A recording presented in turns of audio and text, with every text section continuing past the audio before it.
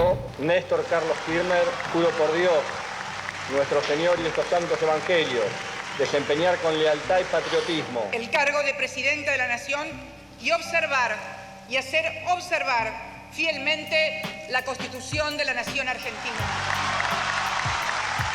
Queremos poner fin a un modo de gestionar el Estado y a una manera de hacer política. El cambio no debe solo reducirse a lo funcional, debe ser conceptual. Un modelo nacional, popular, inclusivo, con equidad, con justicia social, con libertad, igualdad e inclusión.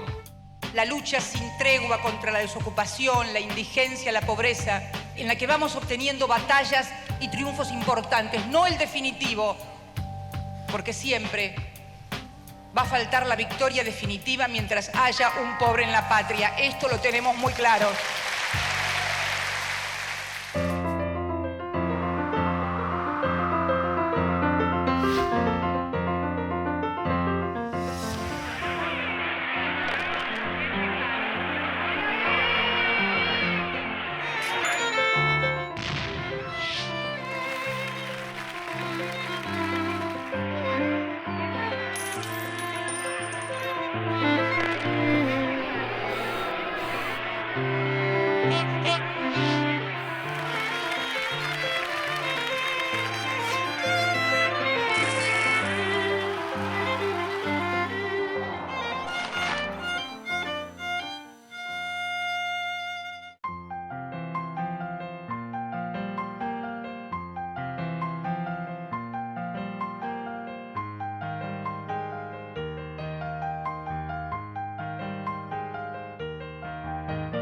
El esquema de esta clase, entre 2002 y 2010, en realidad es el inicio, para pensar en el inicio, es el epílogo de la clase anterior, que es la crisis del 2000, 2001, digamos, la situación que se genera tan conflictiva en la Argentina en ese contexto, con niveles de desocupación alarmantes, marginalidad, etcétera, con un sistema financiero, digamos, en profunda crisis, con la situación del corralito, exacto, con una situación monetaria donde aparecen monedas, patacones, etcétera. En un momento circulaban 17 monedas. Con trueque. Con trueque, digamos, bueno, en lugar de una economía de mercado. Esa es un poco la situación que va a permitir empezar a explicar lo que ocurre El tipo de cambio disparado, se salió del 1 al 4-1 prácticamente al final de esta conmoción. Sí, realmente fue un periodo de desorden espectacular. Que culmina con la caída del gobierno, ¿no? Claro, con la renuncia, además una crisis política profunda a principios del año del 2001. Renunció el vicepresidente, a fin de año el presidente, una crisis política, conflicto al interior del partido mayoritario.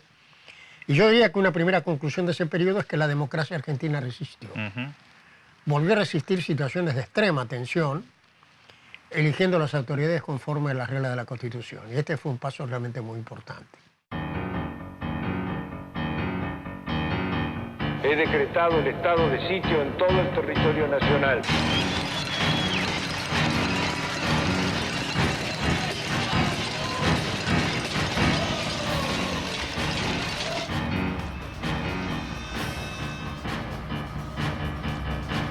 El que depositó dólares recibirá dólares.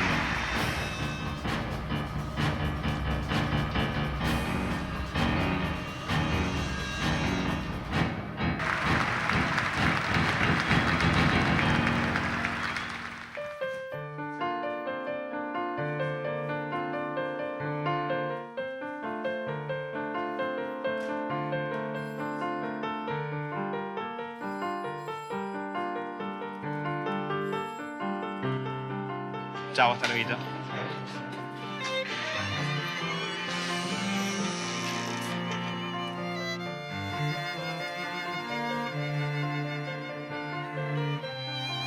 Ahí está, profesor.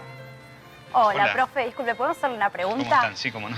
Según su visión, ¿cuáles fueron esas oportunidades ocultas detrás de la crisis del 2001? Bueno, es que en realidad la recesión, la crisis había sido tan profunda que era relativamente natural que cuando se estabilizara un poco la economía, toda esa capacidad productiva, los equipos ociosos, el desempleo, generara las condiciones para el crecimiento económico, ¿no? La utilización inmediata, ¿no? Cerrando un poco, de alguna manera, la brecha entre las potencialidades de la economía argentina, de la producción argentina, con la situación real en ese contexto, ¿no? Y para usted, ¿qué tan determinante fue la influencia del ministro Lavagna? Bueno, fue bastante significativo, ¿no? En abril del 2002 asume Lavagna y allí, digamos, la situación de la devaluación de la moneda va a generar condiciones de competitividad para la economía argentina, para alentar las exportaciones y también para iniciar un proceso pequeño de sustitución de importaciones inicialmente, pero de algún modo se va generando un sendero positivo para el crecimiento económico, ¿no? La moneda de un país en sí no tiene un valor real, sino que representa un valor respaldado normalmente en oro. Si el país emite más billetes o les da un valor más alto de lo que puede respaldar en riqueza, se tienen que realizar ajustes de valor. La devaluación, entonces, es esa reducción del valor nominal de una moneda corriente frente a otras monedas extranjeras. Kirchner gana las elecciones en abril de 2003, él era gobernador de Santa Cruz y ya, digamos, lo que tiene que hacer es, de algún modo, profundizar el rumbo económico que se había generado en los meses inmediatos anteriores, ¿no?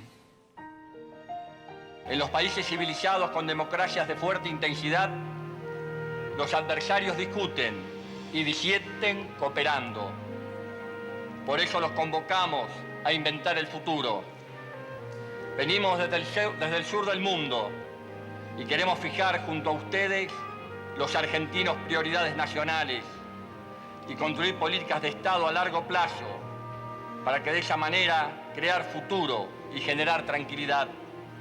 Sabemos a dónde vamos y sabemos a dónde no queremos ir o volver. Les podría recomendar estos, que hacemos sobre la situación económica más reciente. Gracias. Y en aquel momento, para mucha gente, tomar un café en un bar se había vuelto un lujo. Sí, era una situación complicada desde el punto de vista del consumo, estaba muy restringido, ¿no? En ese contexto de la crisis, además caen mucho las importaciones, empiezan a recuperarse las exportaciones y se genera una situación más holgada en la balanza comercial, una balanza comercial favorable, ¿no? Lo cual genera varias consecuencias positivas, ¿no? Bueno, en primer lugar, un superávit en la balanza comercial, una reactivación económica que luego se acompaña también con un superávit en las cuentas fiscales, ¿no? Entonces la nación, las provincias empiezan a recibir más ingresos y esto le da más fortaleza también a la política económica, que sumado, digamos, a la situación de las exportaciones o el aliento de las exportaciones y un proceso de sustitución de importaciones, de desarrollo de algunas actividades industriales internas, va generando una consolidación de la recuperación económica en ese contexto. Las exportaciones aumentaron de 30.000 millones de dólares en 2003 a más de 46.000 millones en 2006. Las importaciones pasaron de casi 14.000 millones de dólares a 34.000 millones en el mismo periodo. Como consecuencia, los saldos de la balanza comercial resultaron positivos, revirtiendo la tendencia prevaleciente en los años 90. Y esta situación permitió una acumulación de reservas, ¿no? Que entonces esto va a permitir una mayor consolidación también de la política económica y una mayor autonomía de la política económica. Un elemento clave, yo diría, de la política económica en este contexto es la devaluación, ¿no? Porque genera competitividad para las exportaciones y el aliento de la sustitución de importaciones.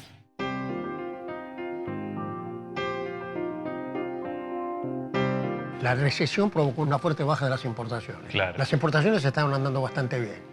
Entonces se da la paradoja de que un país que acababa de declarar el default, que no podía pagar la deuda porque efectivamente no la podía pagar, comienza a acumular reservas en el Banco Central. Al mismo tiempo, al abandonar la convertibilidad, se especifica el sistema monetario. En vez de funcionar sobre una moneda extranjera, el sistema monetario funciona sobre la base del peso. Entonces se recupera la autoridad monetaria, el Banco Central. Sobre esa base es posible restablecer el equilibrio fiscal. Y este conjunto de circunstancias nuevas configuraba una posibilidad distinta, porque desde la perspectiva neoliberal se quería insistir en las mismas políticas. Claro. Dolarizar, establecer una banca offshore, es decir, que los bancos argentinos fueran sucursales de bancos extranjeros para recoger dinero acá, que se iba a decidir cómo se iba a utilizar afuera.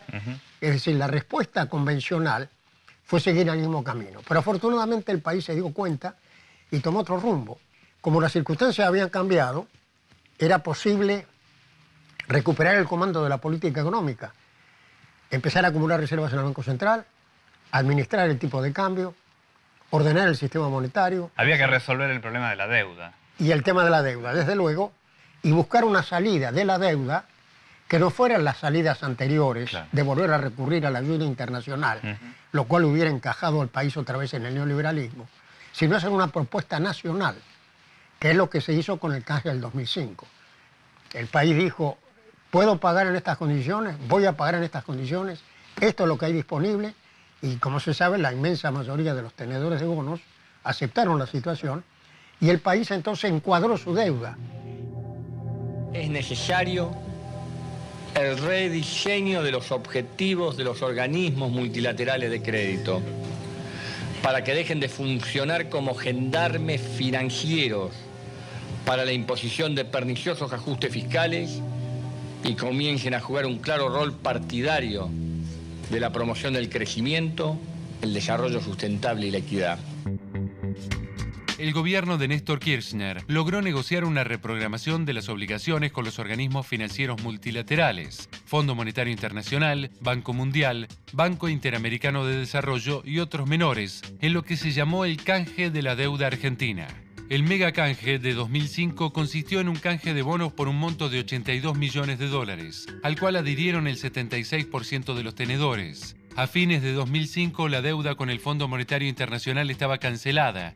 El país había desembolsado 9.500 millones de dólares. La reestructuración de la deuda externa permitió a la Argentina aliviar las cuentas fiscales y comenzar una política de crecimiento económico con inclusión. El pago al FMI otorgó soberanía económica y libertad para la ejecución de las políticas nacionales. Y al encuadrar su deuda, se produce un cambio extraordinario en la situación de la economía argentina. Claro. Porque de un Estado que estaba crucificado y con una impotencia absoluta para hacer política económica, reaparece un Estado con solvencia fiscal, recursos para hacer política Con económica. capacidad para hacer políticas Y activas. esto, desde luego, plantea conflictos políticos, porque aquellos que están ligados a la estructura de intereses prevalecientes, a lo que más le tienen miedo es al Estado.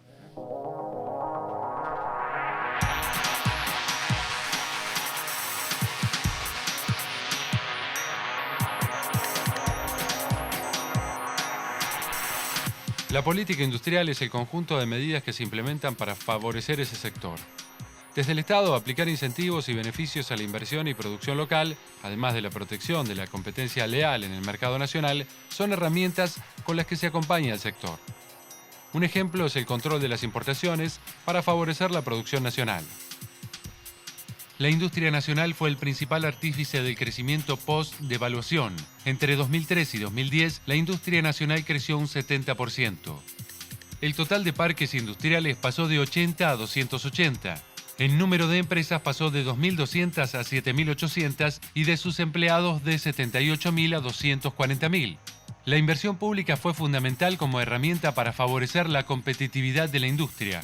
Pasó de 0.7% del PBI en 2002 al 4.3% en 2010. Sidus, empresa líder de la industria farmacéutica, es un ejemplo de innovación y crecimiento ligado a las políticas industriales nacionales.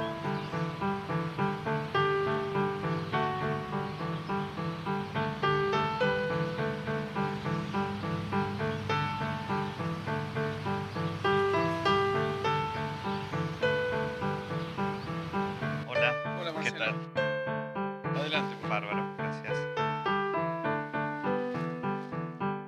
¿Por qué no me cuenta un poquito la historia, los orígenes de la empresa? Los orígenes nuestros son típicamente farmacéuticos porque se remontan a la década del 20. Mi abuelo, que vivía en Barcelona, en España, trabajaba, era el gerente de una compañía española farmacéutica de aquella época que es Andrómaco, el Andrómaco que hoy actualmente está en el mercado argentino, y que viendo un poco el desarrollo que tenía América en aquella época, le propusieron que venga a la Argentina a ver el mercado. Entonces, bueno, decidieron instalarse en la Argentina y mi abuelo vino en el año 27 y ahí comenzó el desarrollo. Y así fue como surgió la semilla de que en el año 38 mi padre, junto con su hermano y otro socio, fundaron Sidus como empresa farmacéutica autónoma. Bueno, y continuó, hoy Sidus tiene prácticamente 75 años, estamos a punto de cumplir 75 años. La idea de invertir en innovación se generó a partir de los 70. El primer gran desafío fue convencer a los investigadores, porque lo que hoy afortunadamente es una política y está reconocido de la necesidad de la convergencia público-privada, en los 80 no era lo mismo, no había esta conciencia. Ni por parte de los empresarios, que desconfiaban mucho del conocimiento que se podía generar. El investigador puro, el investigador. Exactamente. La ciencia, ¿no? Y tanto como el investigador, que no quería de alguna forma contaminarse con lo que significaba la vinculación con el aparato productivo. Cierto recelo hacia los empresarios o hacia ese tipo de actividad. Totalmente, totalmente. Acá tuvimos algunos ejemplos paradigmáticos. Acuérdese usted que para esta época el doctor Sadowski era el secretario de Ciencia y Técnica. Claro. Todavía no teníamos ministerio, que este es otro elemento también importante, que hoy ya tenemos un ministerio de ciencia. Y en algún momento tuvieron también el apoyo del Banco Provincia, el apoyo financiero para ampliar la capacidad productiva, para ampliar las plantas. En ese momento, desde el Banco Provincia se generó el área de vinculación científica Jorge Sábato, que era un proceso, la verdad, muy... Allí estaba Aldo Ferrer. Aldo Ferrer era presidente del Banco Provincia, y generó este desarrollo que la verdad que era muy necesario, porque la posibilidad de que el sistema financiero pudiera prestar para proyectos de largo aliento, estamos hablando en la década del 80, 85, 86, sí, una era situación muy complejo. de inestabilidad macroeconómica muy fuerte. Exactamente, y aparte una falta de conciencia respecto de esto, ¿no? En ese aspecto Ferrer y el Provincia fueron pioneros, ¿no? Hoy esto está institucionalizado incluso desde el aparato público a través de la agencia y que forma parte del Ministerio de Ciencia. Pero en aquella época la verdad que fue un hito innovador.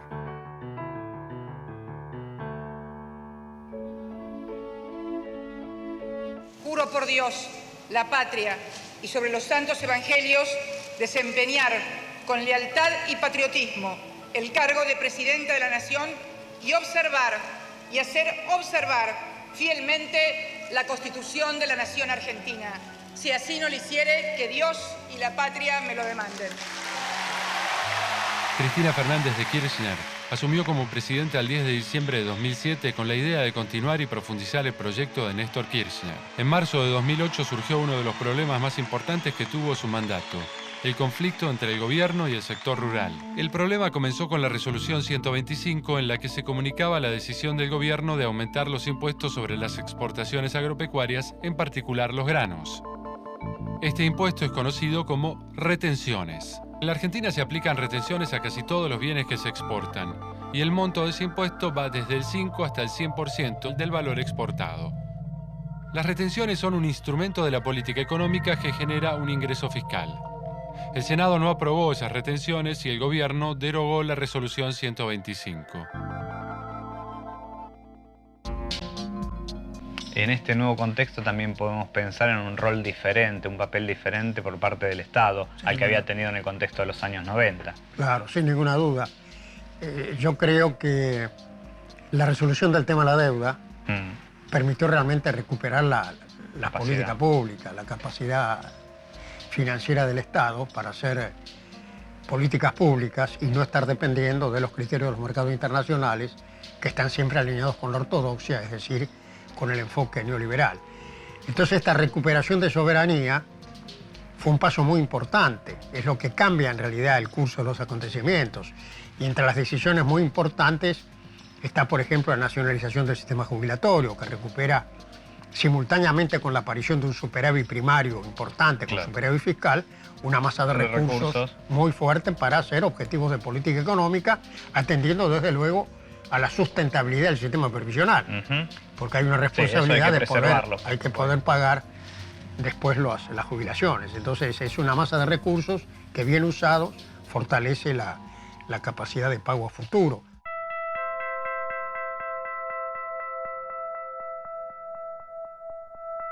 La estatización de las AFJP fue otra de las medidas importantes que tomó el gobierno kirchnerista. Yo en realidad me interesaría saber, porque nunca he entendido las AFJP. Bueno, ahora ya desaparecieron, ¿no? Pero estas entraron en una situación de crisis, todo el sistema previsional, a partir de la situación económica que se generó entre 1998 y 2001, donde hubo una caída importante de los aportes de los trabajadores por la propia desocupación y también de los aportes previsionales que tenían que poner los empresarios. Entonces todo el sistema quedó de algún modo hackeado y con muchos problemas. Resultan 46 votos afirmativos, 18 negativos, una abstención. En noviembre de 2008, el gobierno de Cristina Fernández presentó un proyecto de ley para eliminar el sistema de capitalización y las AFJP que lo administran, y así volver a establecer un régimen de reparto público. La legislatura aprobó el proyecto por mayoría, dando fin a las AFJP. Las razones invocadas fueron que la Constitución argentina ordena que la seguridad social sea otorgada por el Estado, a la vez que el sistema privado había demostrado ser poco eficiente. Frente a una crisis descomunal, el país se mantuvo de pie, porque tenía sus cuentas ordenadas. Una capacidad para enfrentar esos shocks Estaba externos parado en sus negativos. propios recursos, claro. Estaba parado en sus propios recursos, no le pedía nada a nadie para pagar sus cuentas. Y esto en las personas, como en los estados, es un dato fundamental. No para estar aislado del mercado financiero, sino para estar de otra manera. Y esto, volví a insistir, creo que fue un paso sin duda muy importante, que se reflejó también en el comportamiento de la economía real, claro, con un crecimiento del Producto Interno superior al 8 o 9% en el transcurso de la última década, digamos, del segundo centenario y primera década del siglo XXI, muy notable. Y después, digamos, del bajón de la crisis mundial que provocó en el 2009 sobre la economía argentina, la economía volvió a repuntar. Otro desafío que tuvo que enfrentar el modelo actual fue la crisis financiera que estalló en Estados Unidos en 2008. Después de varios meses de debilidad y pérdida de empleos, entre 2007 y 2008 quebraron medio centenar de bancos y entidades financieras. ¿Qué hizo el gobierno norteamericano? Intervino inyectando cientos de miles de millones de dólares para salvar algunas de estas entidades. El colapso arrastró a los valores bursátiles y la capacidad de consumo y ahorro de la población estadounidense. Las consecuencias se replicaron en muchos países, pero en la Argentina no se percibieron desórdenes. Esto habla de un control de la macroeconomía y una solidez del sistema financiero nacional. Pero el Estado reapareció en muchos sentidos. Reapareció, por ejemplo, en la negociación con las empresas públicas privatizadas. Antes uno tenía la sensación de que negociadores de un lado y de otro estaban sentados al mismo lado de la mesa. Claro. Era un Estado concedente. Un Estado concedente. Entonces ahora hay una negociación. La negociación puede ser buena, mala, regular. A veces podría ser mejor. Pero la reaparición del Estado como un ente que responde a un interés público en función de la situación política existente es un paso importante. Declárese de utilidad pública y sujeto a expropiación el 51% del patrimonio de YPF Sociedad Anónima. Quiero que esto se convierta en una política de Estado. Quiero que esto no pertenezca a un solo gobierno. A mí me toca tomar la decisión. Yo solo soy un instrumento, pero no soy eterna. Otras vendrán. Tengamos en claro que las empresas que están aquí, aun cuando sus accionistas sean extranjeros, las empresas radicadas aquí son empresas argentinas. Una serie de decisiones de política reveladoras, vuelvo a insistir, de que hay un objetivo distinto de política económica y hay un Estado con capacidad de ejecutarla, con un grado de autonomía que le ha dado, entre otras cosas, un grado de resistencia muy grande a los acontecimientos internacionales. Claro. Con temblores financieros mucho menos graves que el que ocurrió en el 2008, la Argentina era un tembladeral. Seguro. En una Hay algunos situación... avances interesantes también desde el punto de vista de las actividades industriales, ¿no? Hay una recuperación sin ninguna importante. Duda, claro. Todavía el entramado industrial heredado de los años 90 pesa, digamos, está deteriorado, pero hay una recuperación. Hay una recuperación, ha habido punto. Un comportamiento continuamente dinámico del sector primario, con una agricultura que ha provocado una revolución tecnológica muy importante, un sector industrial que se ha recuperado y una situación de consolidación de las finanzas públicas, de la situación monetaria, de las reservas del Banco Central, escenario en el cual se abren una serie de interrogantes con los cuales seguramente vamos a concluir esta reflexión. Porque estamos iniciando, digamos, la primera década del tercer centenario. segunda década del siglo XXI, sobre la base de logros muy importantes de un país que supo cambiar el rumbo y que al mismo tiempo se le abren una serie de interrogantes políticos, económicos, en un escenario internacional lleno de oportunidades, pero con muchos desafíos. Pero es el momento para pensar en perspectivas de largo plazo. Pero hay posibilidades para pensar en el largo plazo sobre la base de la experiencia de que el país tiene con qué. Es decir, que si el país tiene respuestas suficientemente racionales, tiene por delante un futuro promisorio. Este es el gran desafío.